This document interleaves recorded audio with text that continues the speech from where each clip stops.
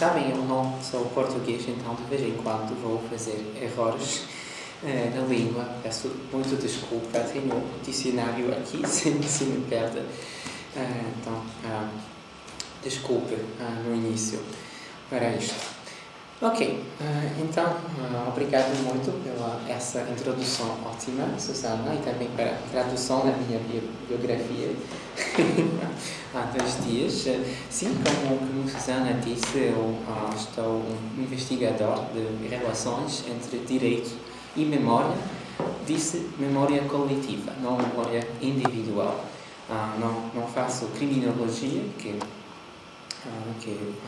fala de memória individual e direito, mas faço sociologia do direito, que exatamente, na sua parte, investiga as relações entre a memória coletiva e o direito. E hoje vou falar de uma ideia que eu escrevo na minha tese, que é a ideia de direito para a memória, ou direito à memória. E vou falar sobre esse direito prospectivo ou não, vamos ver, hoje, no contexto das cidades. A Susana já conhece essa parte da minha pesquisa, uma ótima conferência que foi organizada pela Fundação Gulbenkian, já há um ano e meio, talvez, sim. Tempo passa, sim. Então, mas antes que começamos, queria falar do que é a memória coletiva, que é uma concepção sobre o que falamos muito nesses dias, em particular no contexto urbano, com as mudanças pós-coloniais nos Estados Unidos, na Inglaterra ou em vários países em Europa. Mas é não tão fácil a compreender o que é exatamente essa memória coletiva. Antes que passarmos para a definição, queria que toda a gente pense por alguns segundos sobre a sua memória boa da infância. Quando temos, 5 ou 6 anos, já está. Então, cada pessoa tem alguma memória boa da infância, que pensamos, mas a pergunta neste momento é que esta memória é, na verdade, a nossa memória própria ou foi influenciada pelos meus pais, os meus avós, amigos da escola, com que eles falamos desses anos, na escola primeira ou mesmo das fotografias. E na maioria dos casos, na verdade, é muito difícil de dizer se essas memórias da infância são as nossas próprias memórias ou são só memórias das histórias sobre essa situação que foram falados para as outras pessoas. E exatamente isso é no centro da ideia de memória coletiva, que temos todas as memórias que não são só os nossos próprios, porque são influenciados para a sociedade. E, claro, cada pessoa está na sociedade nos vários grupos. Então, temos uma grupo da família, um grupo da igreja, um grupo dos amigos da universidade, da mesma faculdade, que foram acceptados, por exemplo, no mesmo ano, e também temos uma grupo maior de todas as pessoas dessa faculdade. Mesmo temos uma grupo hoje nesta sala que vai ter uma memória coletiva desse encontro comigo, porque as pessoas que participem online vão ter uma percepção um pouco diferente do que todos os nossos que somos aqui em presença na Universidade Aberta.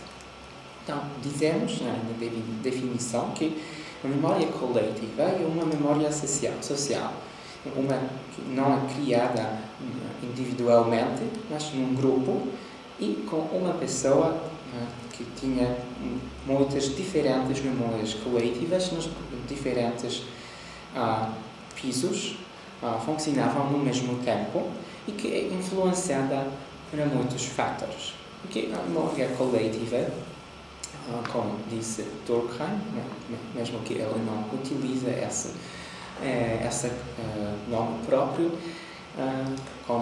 que é baseada nas comemorações públicas, por exemplo, joga uma parte importante na nossa vida da sociedade e de cada grupo. Por exemplo, na vida da igreja, cada domingo é um dia importante porque junta todas essas pessoas que fazem um grupo de católicos, por exemplo, e depois os católicos têm algumas memórias coletivas, os mesmos na Europa, na América ou mesmo em Ásia. Disse, por exemplo, que Jerusalém, obrigado. Jerusalém existe numa forma da memória coletiva, porque, na verdade, a maioria das pessoas no mundo conhece Jerusalém da Bíblia, que não existe hoje. Mas temos todos, ou quase todos cristãos, alguma memória de Jerusalém, como que foi há 2000 anos. Então, isto também é um bom exemplo como é que a memória coletiva funciona. E cada autoridade do grupo quer influenciar, mudar e utilizar as memórias coletivas para os seus próprios utilizações. E os políticos são o melhor, mesmo exemplo, com nomes de rua, estátuas, monumentos, celebrações públicas. Eles todos influenciam a nossa memória coletiva.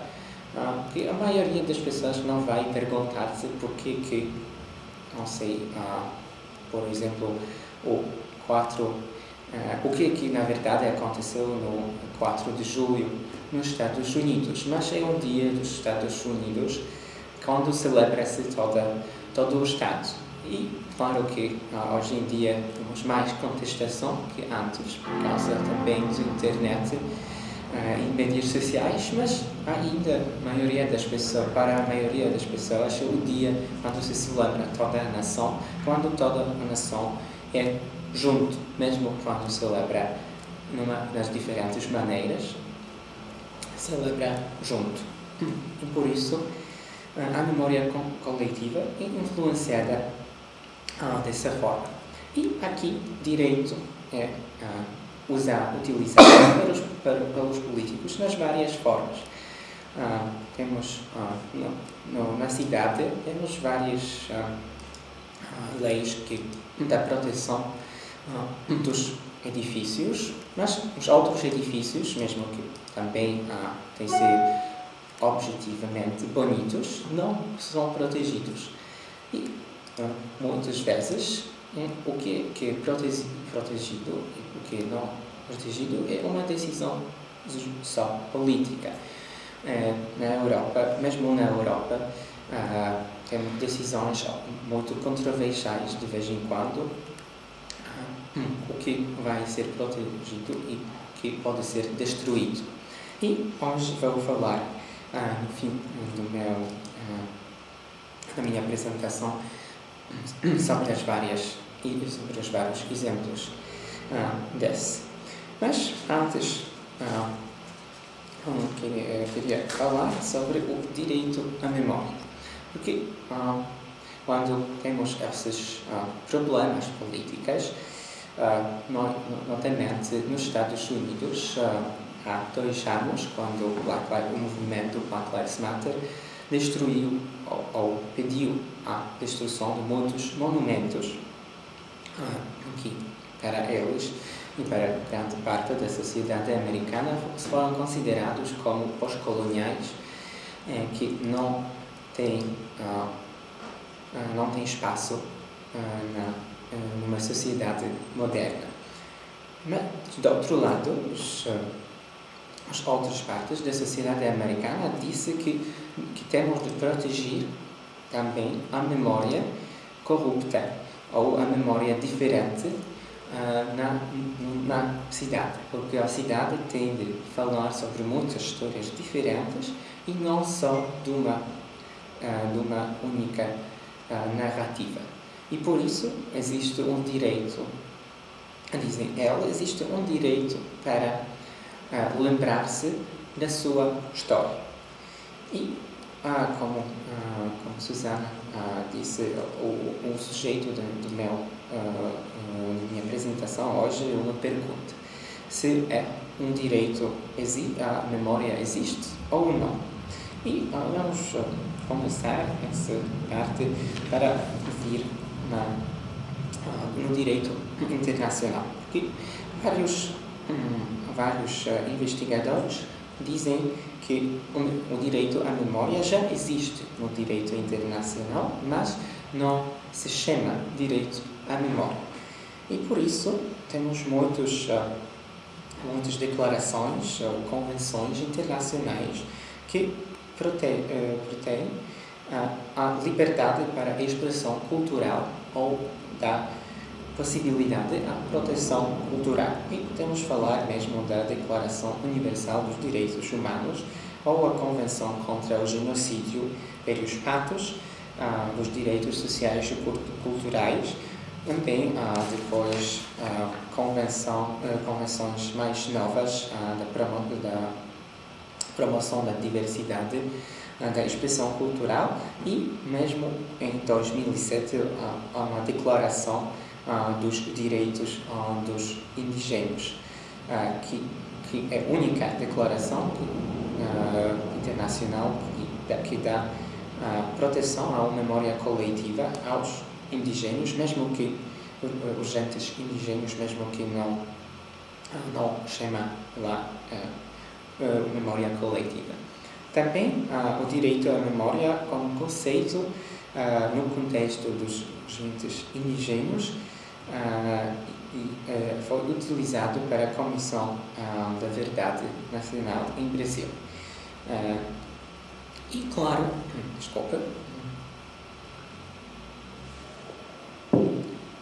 e também todos conhecemos o UNESCO e os seus listas da herança mundial, da heritage cultural e natural, que também dão proteção não só a edifícios ou lugares naturais, mas também as coisas que não são visíveis, as coisas culturais que são ligadas a esses lugares que são protegidos, inscritos na lista, e são ligados a estes edifícios. E mesmo, por exemplo, no caso que foi depois do Tribunal Criminal Internacional, há 6 anos, no caso Almaty, quando os extremistas islâmicos destruíram vários edifícios em Mali que foram na lista de UNESCO, como a pessoa que foi violada pela essa destruição foi toda a humanidade, não só os habitantes de Timbuktu, a cidade onde se encontraram esses edifícios, não só gente do Mali, mas toda a humanidade já foi considerada como violada pela essa destruição. Então, no direito internacional, como podemos ver nessa revista muito rápida, já podemos encontrar vários elementos do direito à memória. E o que eu proponho na minha tese, mas já inicialmente num texto que foi publicado há um ano, eu proponho uma grande direito à memória que é um pouco baseada sobre esses diferentes elementos que podemos encontrar no direito internacional. Então, eu proponho direito à memória, que vemos o direito à memória como direito composado Composto, obrigado. Composto de duas partes grandes e cada dessas duas partes de mais duas partes. Então, direito do outro lado a lembrar e a recordar e a lembrar-se, estar lembrado e para recordar para lembrar e recordar e para esquecer e estar esquecido. Desculpe. Então, vamos começar para essa parte que dá, ou vai dar, ou diz, vai ser consensualizada diretamente numa convenção ou declaração internacional para lembrar-se, para recordar, para estar lembrado e para lembrar. Vou começar para um direito, por exemplo, mais fácil e também mais falando no discurso público. Então, o direito para lembrar. Então, no base, seria essa do que as pessoas nos Estados Unidos e também outros países no mundo falam. Então, que temos onde todos os grupos que estão na cidade, na sociedade, têm de ter um direito de estar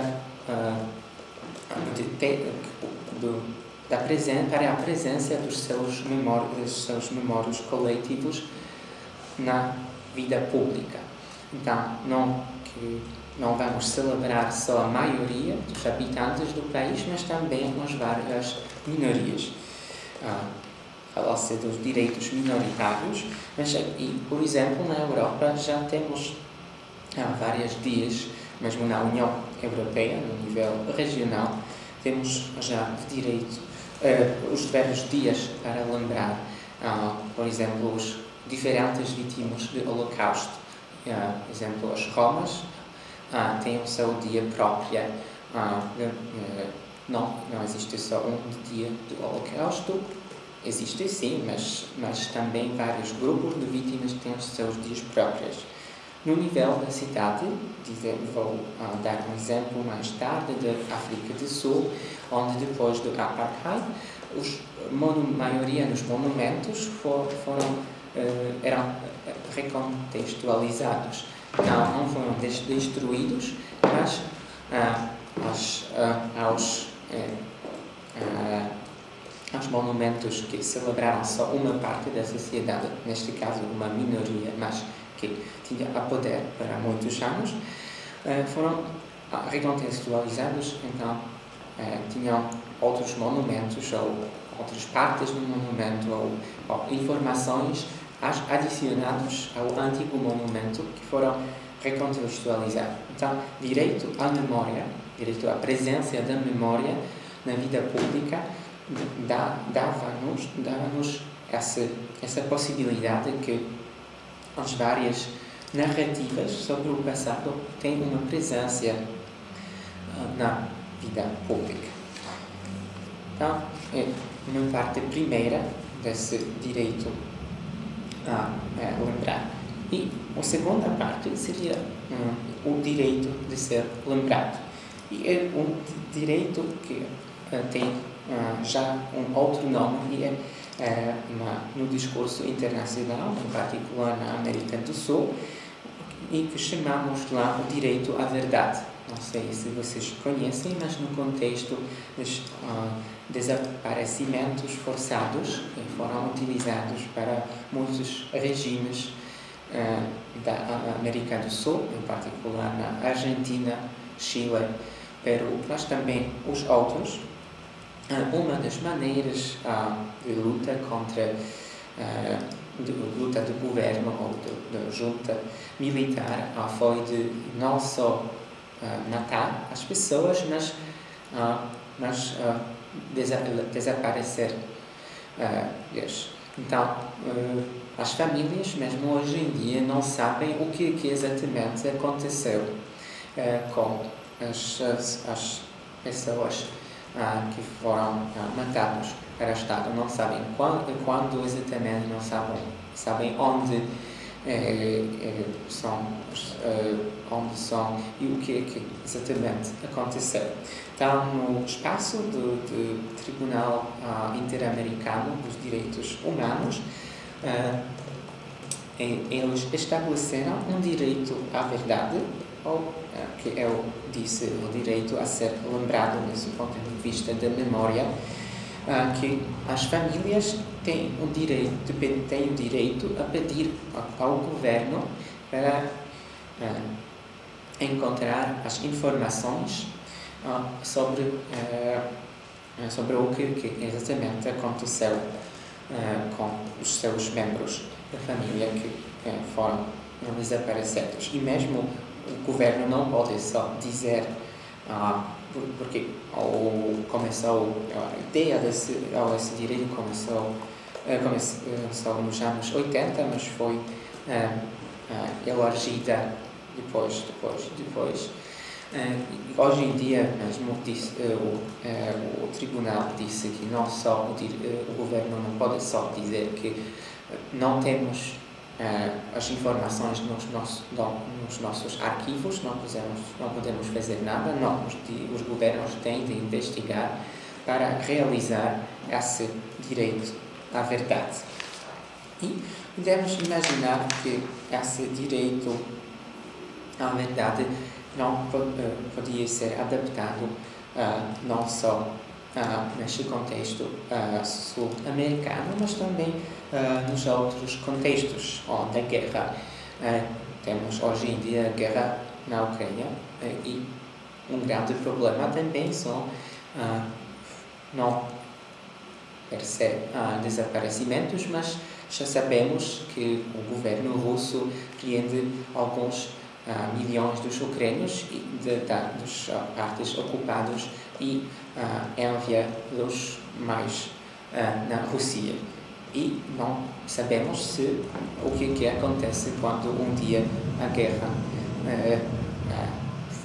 vai acabar e é possível que não vamos saber, as famílias dessas pessoas não vão saber exatamente o que aconteceu.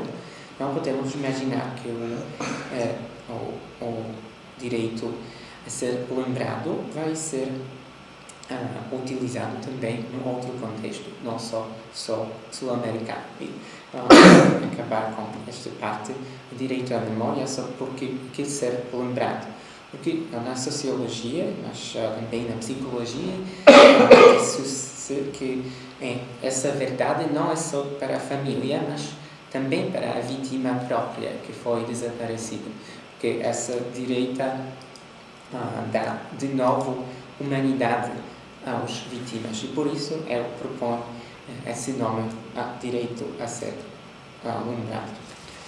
Ok, e segunda parte do direito à memória. Então, direito a esquecer e direito a estar esquecido. Então, antes falamos desse direito,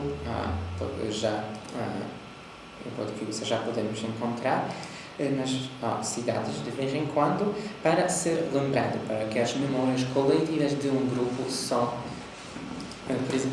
tenham uma presença na vida pública. Mas o direito a esquecer seria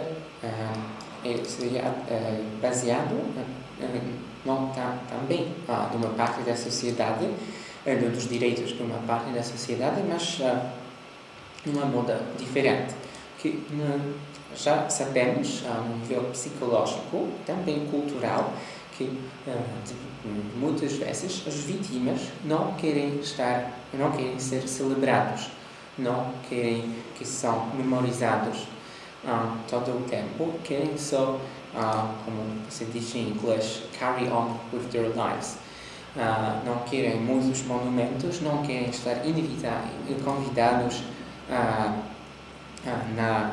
por exemplo, nos campos de internação, querem só passar uma outra moda de vida. Não é tão popular na Europa, mas, por exemplo, na Ásia, por exemplo, em Camboja, é um grande problema, porque em todo complexo a ideia de celebrar o genocídio de Khmeres foi baseado nas ideias europeias, mesmo que a maioria da população é budista ou também há outras religiões locais, e eles celebram este tipo de tradição para esquecimento, não para mais museus, mais bibliotecas, mais monumentos. Mas todo esse complexo de memória foi realizado numa moda europeia. E esse é um grande problema, porque para essas vítimas, ou famílias das vítimas, essa presença da memória não permite de passar para a outra, segunda ou terceira ou outra parte da vida, porque eles são sempre nesse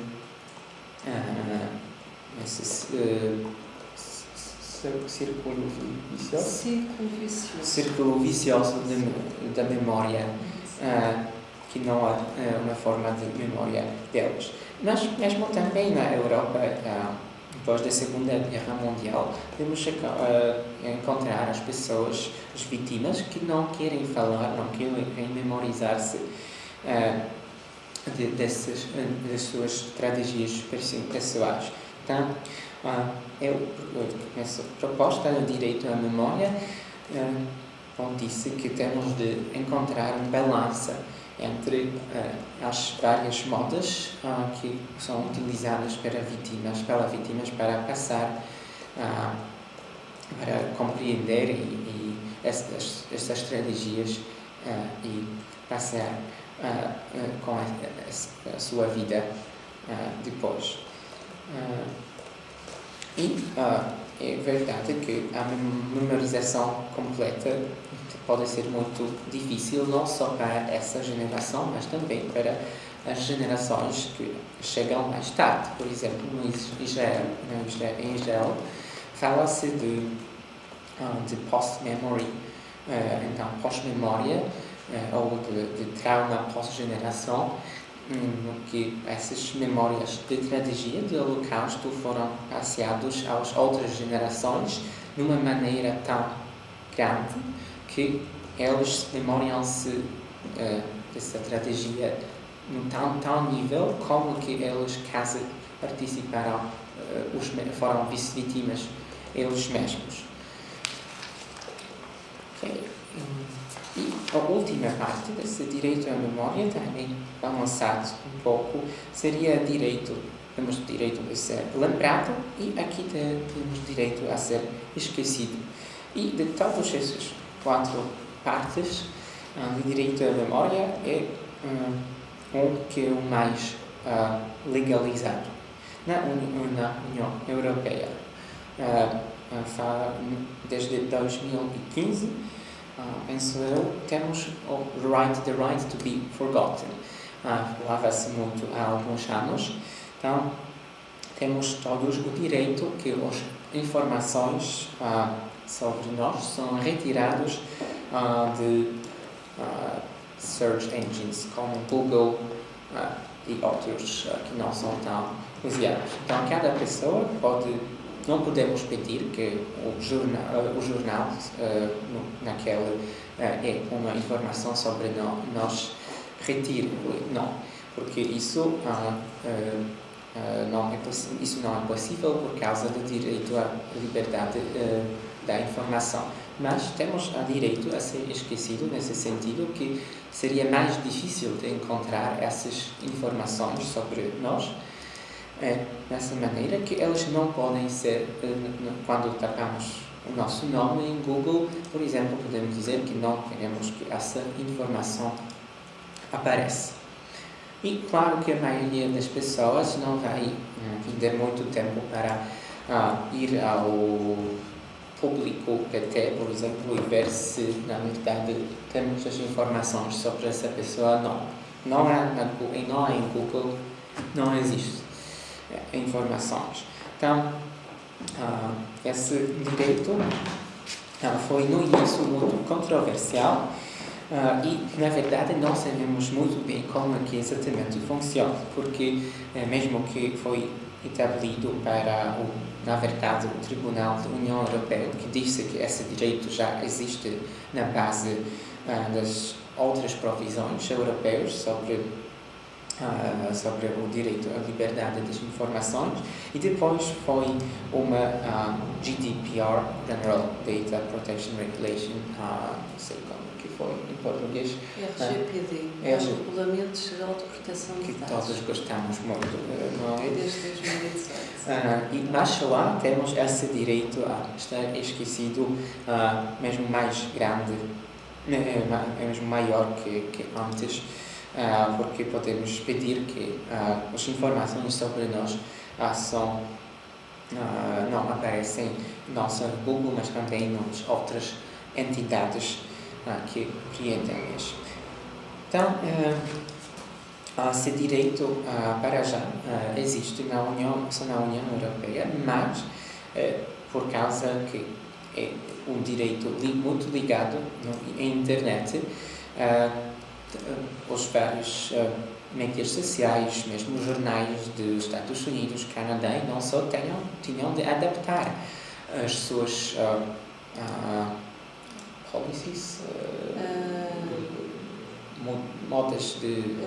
Policies é a polícia, a letra é polícia. Polícias de memorizar esses dados sobre os individuais. E no início, por exemplo, quando o GDPR apareceu, os europeus não podiam ouvir nas suas computadoras da Europa os vários jornais americanos, porque eles ainda não se foram adaptados. Hoje em dia, quase todos os maiores sítios já são adaptados, mesmo quando não são no país da União Europeia, mas são visitados para pessoas da União Europeia. E, claro, as companhias não querem perder o dinheiro. Então, adaptam-se a essa parte do direito à memória, direito a ser esquecido, mesmo que não precisam no nível legal. Então, é isto então, direito à memória, 2 partes, para lembrar e esquecer, e para lembrar-se, para ser lembrado, e esquecer, para esquecer e para ser esquecido.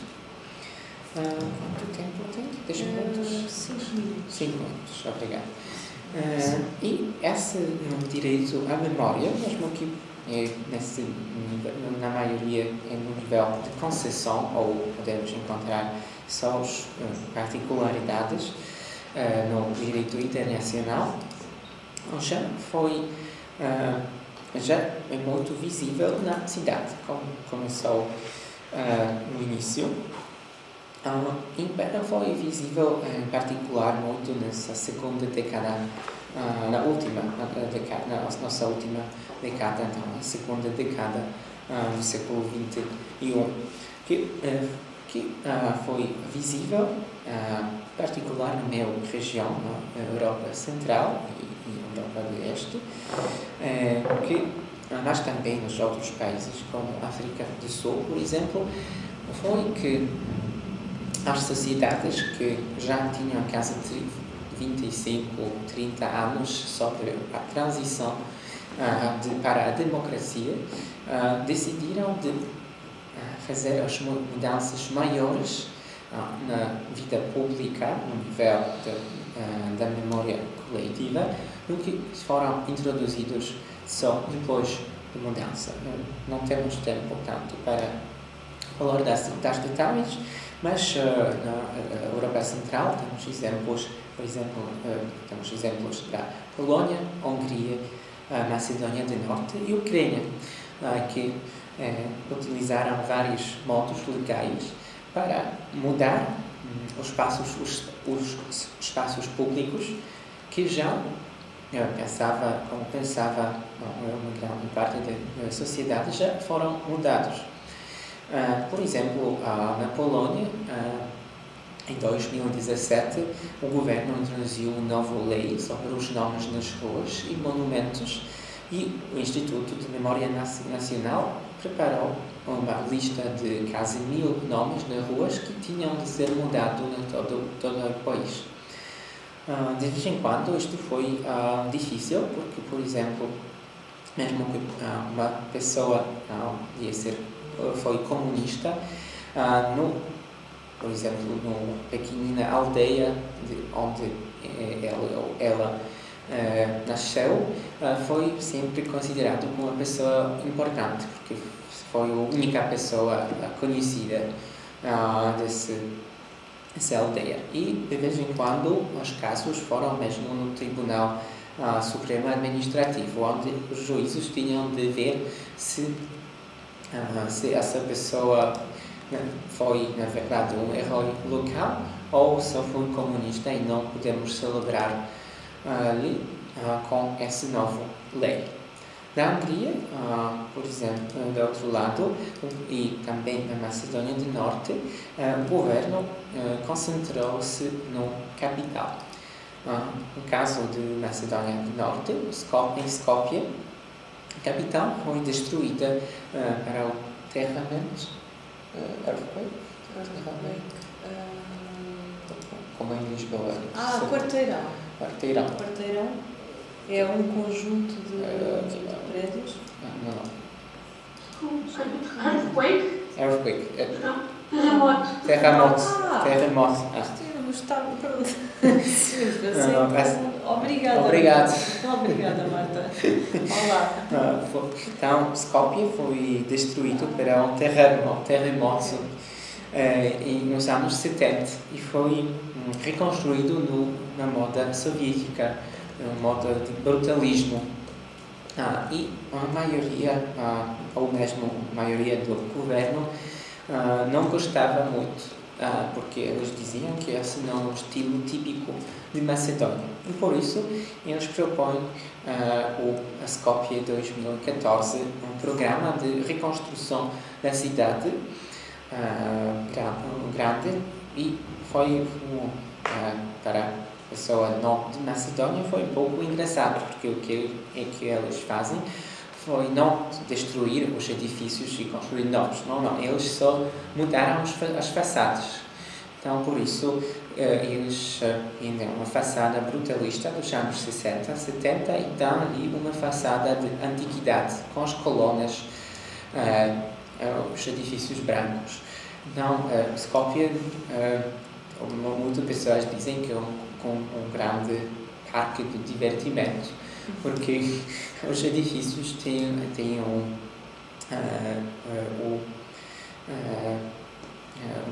são uma moda muito particular. Também o governo adicionou mais que 100 monumentos só em 5 anos.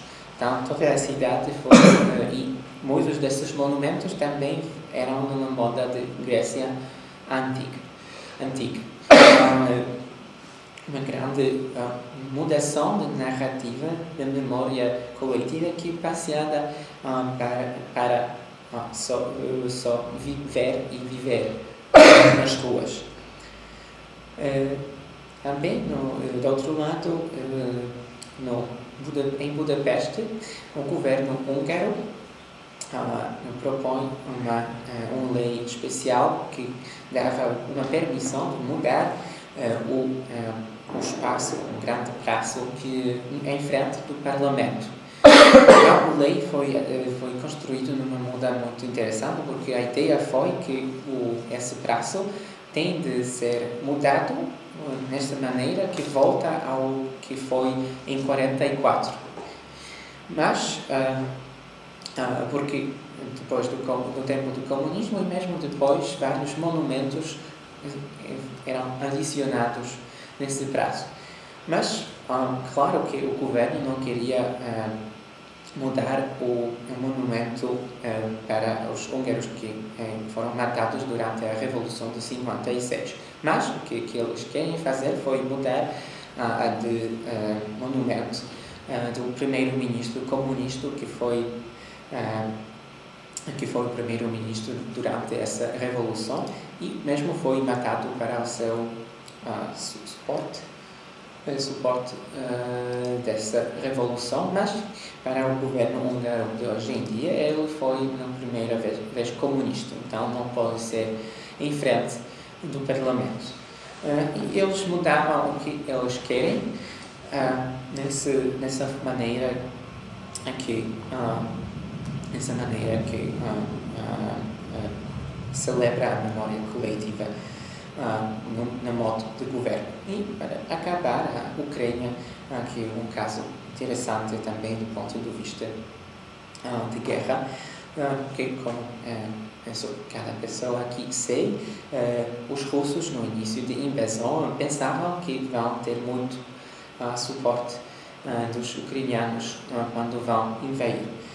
E é verdade que há 30 anos, mesmo que a maioria dos ucranianos votava para a independência da União Soviética, encontrava-se muitas pessoas que sentavam-se mais russos que ucranianos. Mas tudo isto começava a mudar depois da Revolução de 2013 e 2014, então a Revolução de Maidan. Quando também o monumento de Lenin em Kiev foi destruído. E depois o novo governo ucraniano adoptava uma nova política da memória do país. Então eles mudavam os nomes das ruas, mudavam os monumentos, mas também mudavam como que a história da Ucrânia é falada na escola, na vida política, e começaram a celebrar, por exemplo, também as vítimas do comunismo oficialmente. Foram celebrados também antes, mas não na tal escala. E temos de ver que, quase 10 anos depois, essa política tinha um grande sucesso, porque mesmo as partes do leste do país, que há 30 anos, pensava-se que são mais russos, porque para a maioria das pessoas o russo foi a primeira língua há 30 anos, Kharkiv, por exemplo. Neste momento, também por causa dessa política muito forte, muito especial, claro que outros fatores também, mas um dos fatores importantes foi essa nova política da memória, que as pessoas pensam como ucranianos, mesmo que não têm de falar ucraniano como a sua primeira língua. Então, queria acabar aqui, isso que é um bom momento. Obrigado mais uma vez, Susana, nós, Miroslav, por esta fantástica apresentação, muito criteriosa, muito bem estruturada, com um conteúdo de facto muito, muito atual e desafiante para os nossos dias. Questões mais desafiantes do que estas são raras para os nossos dias, de facto, são muito, muito, muito importantes. Para além disso, também te queremos agradecer não só a tua brilhante exposição, como o desafio que encaraste em apresentar-nos tudo em português. Agradecemos-te muito vires a Portugal e falares na nossa língua extraordinária. Bem sabemos que és um poliglota e agora mais ainda nos orgulhamos de juntares às várias línguas que falas o português. Obrigada. Muito obrigado. Trouxeste este tema fraturante, que é um tema de conflitos de valores e, naturalmente, por sua vez, também conflitos de direitos. Vamos então abrir o debate para ver se lá em casa há mais questões para responder à questão do Mirek, e aqui também na nossa plateia, no Salão Nobre, certamente haverá, porque temos ali aquele que nós chamamos o nosso perguntador profissional, que já levantou o dedo, que é o Dr. Rui Rego.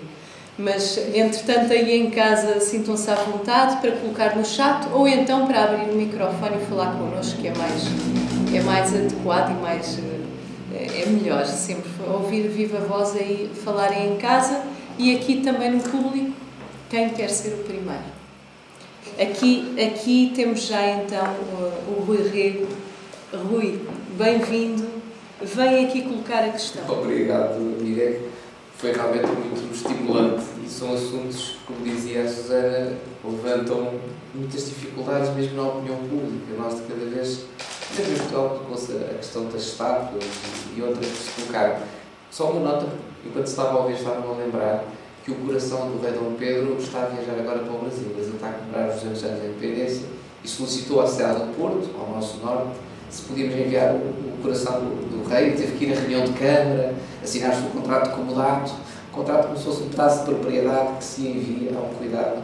E é interessante, não só a solicitação do Brasil, mas depois tudo que se gera para se discutir o assunto, que é, no fundo, saber que memórias é que nós estamos a celebrar. E foi curioso eles quererem recordar essa memória também do tempo imperial. Mas a minha pergunta, e parabéns pela sistematização, que estava muitíssimo bem organizado, era voltar àquela dificuldade entre, por um lado, as cidades preservarem a memória corrupta, isto é, podemos ter estátuas de esclavagistas e ainda assim elas terem o seu direito a existir no espaço público, por um lado, e por outro lado, deste um outro exemplo, que julgo que foi quando foi destruído o património da humanidade. Disseste que foi a humanidade como um todo que foi considerada violada.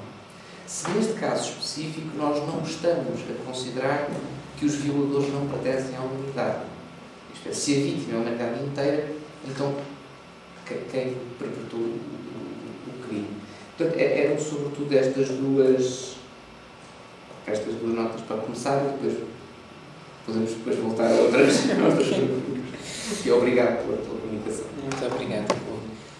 Então, a pergunta primeira, na verdade, não é uma boa resposta. É muito difícil com a memória corrupta na cidade. Porque, como disse, na África do Sul, eles tentaram de fazer essa recontextualização, mas 30 anos depois também a gente disse que não é que precisam de mais, não querem só ter os monumentos recontextualizados, nós querem completamente os lugares, querem que lugares são completamente mudados ou destruídos. Ou do outro lado, na Inglaterra, na Universidade de Oxford, enfim, eles não mudavam o monumento ao Cecil Rhodes por causa de tradição. Então, a casa oficial foi diferente, que não podem mudar o edifício por causa que o património cultural. Essa foi, enfim, a causa oficial, mas claro que penso que os ingleses, ou as pessoas que são gerantes na universidade têm provavelmente uma outra perspectiva de Cecil Rhodes, que os estudantes que vêm de todo o mundo, também dos países africanos que foram colonizados para os ingleses. Então, encontraram uma balança muito difícil. Por exemplo, em Montreal, onde eu vivo, durante o Black Lives Matter, o monumento que foi destruído foi um monumento de um dos primeiros, ou mesmo o primeiro-ministro canadense. Mas ele foi uma pessoa muito, vamos dizer, horrível para os indígenas, mas em Montreal o seu monumento não foi destruído por causa disto, mas por causa que ele também foi uma pessoa muito difícil para o Quebec, os franceses que vivem lá. Então, é muito difícil mesmo de encontrar não só uma balança, mas essas várias ideias narrativas que são na cidade e que, no primeiro ponto de vista, são diferentes do que poderíamos pensar. Quando a segunda pergunta é sobre o património cultural da humanidade, nesse caso, sobre o que eu falei um pouco, muito interessante, que foi a primeira vez que uma pessoa foi o Sr. Al-Mahdi foi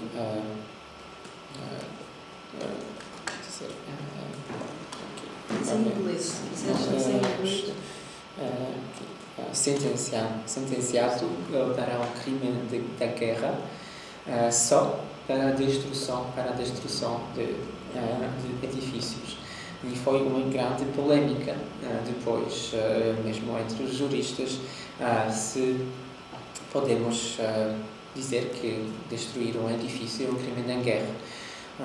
Mesmo porque nos anos 90, durante o Tribunal de Iugoslávia, também foram as pessoas sentenciadas para os crimes da guerra de destruição do património cultural, mas também os outros crimes da guerra. Então, não foi uma coisa mais importante, lá foi mais simbólico, podemos dizer.